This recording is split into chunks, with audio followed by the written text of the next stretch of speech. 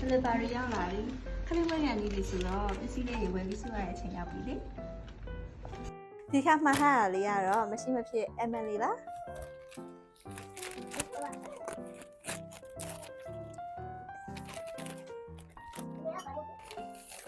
တာဒါ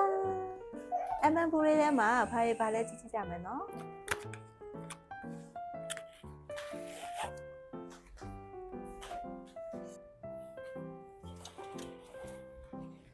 ML လေးကိုကလေးခန်းထဲမှာထားပါတယ်ဒီချိုးခန်းထဲမှာလည်းထားရတယ်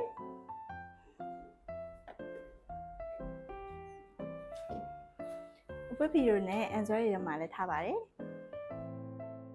တိတာရလက်အနေနဲ့ကတော့ကလေးခန်းကိုစပြီးပြင်ဆင်တော့တစ်သားရင်အများကြီးနဲ့ပြင်ဆင်တာပေါ့နော်အဲ့ကြတော့တင်တာနဲ့အရန်ဆွဲပါတယ်တော်တော်နဲ့အနက်မပြောက်ပါဘူး ML လေးကိုထည့်လိုက်တဲ့အခါမှာတညာရဲနဲ့အနက်လည်းပျောက်သွားတာနဲ့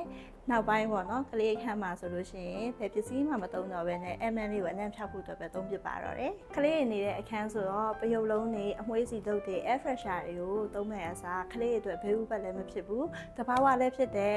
ML လေးကိုပဲအသုံးပြုဖြစ်ပါတယ်ဆိုလို့အနက် sensitive တွေဖြစ်နေလို့ရှိရင်သုံးကြည့်ကြနော်